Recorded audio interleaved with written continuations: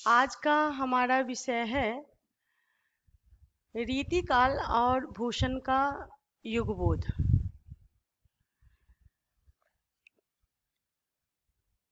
भूषण रीतिकाल के ऐसे कवि हैं जिन्होंने रीतिकालीन श्रृंगार भावना के स्थान पर वीर रस की कविता लिखी। रीतिकाल के अंतर्गत हम देखते हैं कि सभी कवियों ने ज़्यादातर श्रृंगार संबंधी रचनाएं ही प्रस्तुत की हैं। एक भूषण है जिन्होंने वीर रस ओतप्रोत काव्य रचना की। उन्होंने महाराज शिवाजी एवं बुंदेला वीर छत्रसाल की प्रशंसा में काव्य रचना करते हुए 3 प्रमुख ग्रंथ लिखे: शिवराज भूषण, शिवावावनी और छत्रसाल दशक। शिवराज भूषण एक विशाल काय ग्रंथ है जिसमें 385 पद्य हैं। इसमें एक ओर तो अलंकारों के लक्षणों का निरूपण हुआ, तो दूसरी ओर उन अलंकारों के उदाहरण के रूप में शिवाजी के शौर्य एवं पराक्रम का वर्णन किया गया है। शिवावावनी में 52 कवित्वों में शिवाजी के शौर्य, पराक्रम आदि का ओजपूर्ण वर्णन है, जबकि छत्रसाल दशक में केवल 10 कविताओं के अंतर्गत बुंदेला वीर छत्रसाल के शौर्य का वर्णन किया गया है।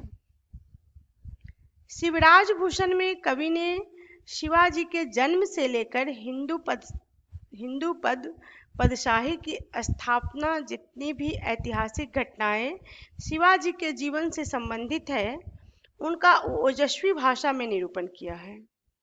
मतलब शिवाजी के जन्म से लेकर उनके शासन ग्रहण करने तक और उस क्रम में और भी जितनी ऐतिहासिक घटनाएं हुई हैं शिवाजी के जीवन में, उन सब का ही बहुत ही प्रभावशाली वर्णन कवि भूषण ने प्रस्तुत किया है। इन घटनाओं का विवरण प्रस्तुत करते हुए कवि ने अपने युग बोध का परिचय दिया है और तत्कालीन सामाजिक, राजनीतिक एवं धार्मिक स्थिति का विशद चित्रण किया है। शिवाजी ने इन रचनाओं में इन काव्य के अंतर्गत उस समय का जो समाज था उसका सुंदर चित्र प्रस्तुत किया है। कवि ने शिवाजी को राम, कृष्ण, विष्णु एवं शिव का अवतार घोषित करते हुए औरंगजेब के अत्याचारों से पीड़ित जनता का उद्धारक एवं मुक्तिदाता बताया है।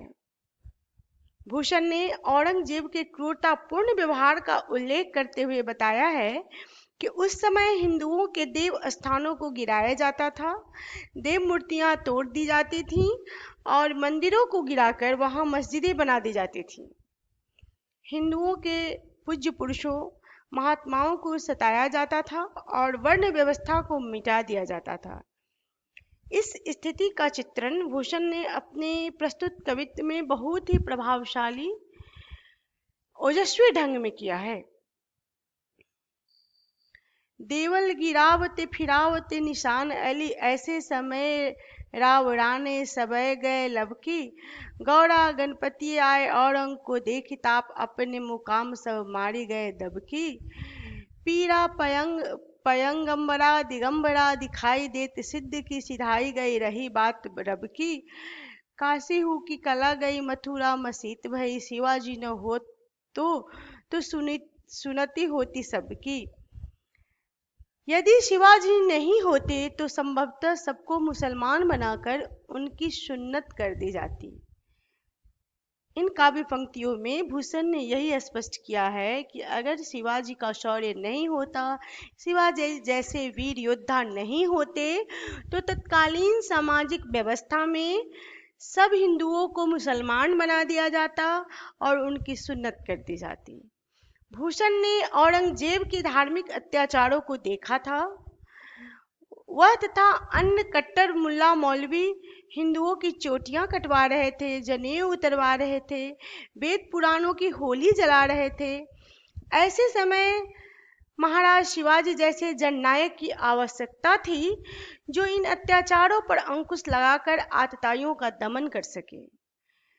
शिवाजी की प्रशंसा इसीलिए भूषण ने की है क्योंकि उन्होंने उस समय रक्षक का काम किया है, देव पुरुष का काम किया है। वे कहते हैं, वेद राखे विदित पुराण प्रसिद्ध राखे, राम नाम राख्यो अति रसना सुधर में, हिंदुन की चोटी रोटी राखी है सिपाहिन की, कांधे में जनेऊ राख्यो माला राखी घर में। स्पष्ट है कि यह तत्कालीन सामाजिक एवं धार्मिक परिस्थिति का एकदम यथार्थ तथ्य चित्रण है। मुगल शासन बल प्रयोग करके हिंदुओं की पहचान मिटा रहे थे, उन पर अत्याचार कर रहे थे, उनके पूज्य पुरुषों का अपमान कर रहे थे और उन्हें धर्म भ्रष्ट करके बलपूर्वक मुसलमान बना रहे थे। ऐसे समय में शिवाजी ने हिंदू धर्म की रक्षा का बीड़ा उठाया और स्वधर्म एवं स्वाभिमान की रक्षा की। भूषण ने ऐसे जननायक की प्रशंसा में जो कविता लिखी उसे चाटुकारितापूर्ण प्रशंसा मात्र नहीं कही जा सकती। वह तो सच्ची जनभावना की सच्ची अभिव्यक्ति है जिसमें सच्चा देश प्रेम झलकता है। कविवर भूषण ने तत्कालीन राज्यों एवं उनके अधिपति राजाओं के विभिन्न पुष्पों के रूप में कल्पना करते हुए एक छंद की रचना की जिसमें शिवाजी को ऐसा चंपा पुष्प बताया गया है जिससे औरंगजेब रूपी भ्रमर दूर ही रहता है। भौरा बाग के सब पुष्पों का रस चूसता है पर चंपा पुष्प के पास आने का साहस नहीं करता। यह चंपा पुष्प जो है उसका प्रयोग शिवाजी के लिए किया गया है। इन पंक्तियों में भूषण के इस काव्य भावना को देखा जा सकता है। कुरम कमल कम ध्वज है कदम फूल, गौर है गुलाब राना केत की विराज है, पांडरी पवार जूही सोहत है चंदावत, बकुल बुंदेला अरुहारा हंसराज है, भूषण भनत मुचकुंद बर गुजर है, बघेल बसंत सब कुसुम समाज है, सब ही को रस लेके बैठी न सकत आए, अली औरंगजेब चंपा से विराज है। भूषण ने अपने काव्य में कुछ ऐतिहासिक घटनाओं का भी उल्लेख किया है। जब शिवाजी औरंगजेब के दरबार में गए तब बादशाह ने उनका अपमान करते हुए उन्हें 6 हजारी मनसबदारों के पास खड़ा किया गया। शिवाजी क्रोध से तमक उठे, उन्होंने बादशाह को सलाम तक नहीं किया, उनका मुख क्रोध से लाल हो गया जबकि औरंगजेब का मुख काला पड़ गया और सिपाहियों के मुख पीले पड़ गए। इस स्थिति का सुंदर और सरस चित्रण भूषण की इन काव्य पंक्तियों में देखा जा सकता है।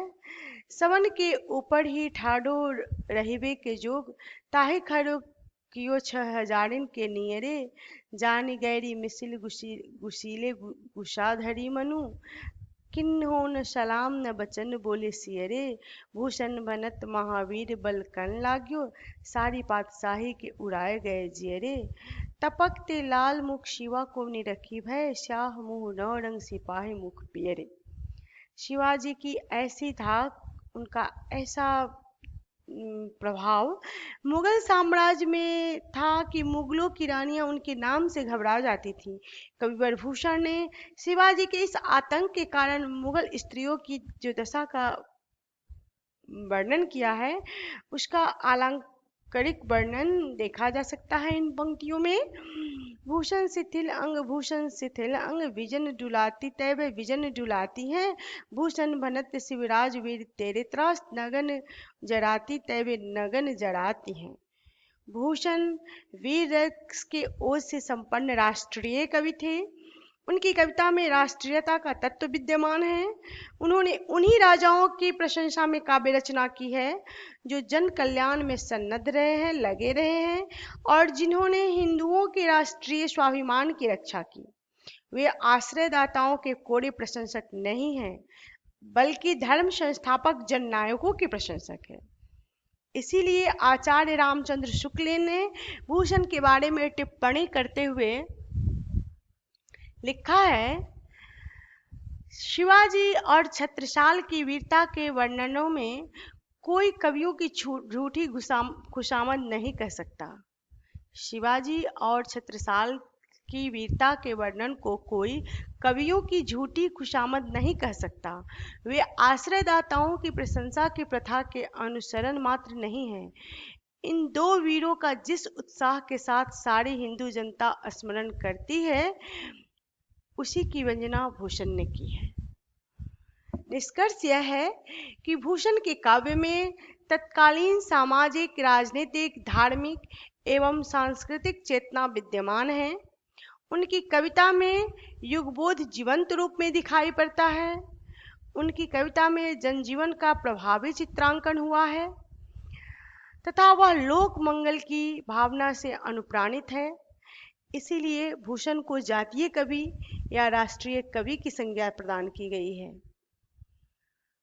भूषण का काव्य युगबोध का काव्य है। यह उनके काव्यों को देखने, पढ़ने और समझने के बाद स्पष्ट हो जाता है। भूषण के संदर्भ में, उनके काव्य के संदर्भ में और भी चर्चा अगले वर्ग में मैं करूंगी। हमारा जो अगला विषय होगा वह होगा भूषण के काव्य की अंतर्वस्तु। और आज का जो हमारा व्याख्यान है वह यहीं पे समाप्त हो रहा है।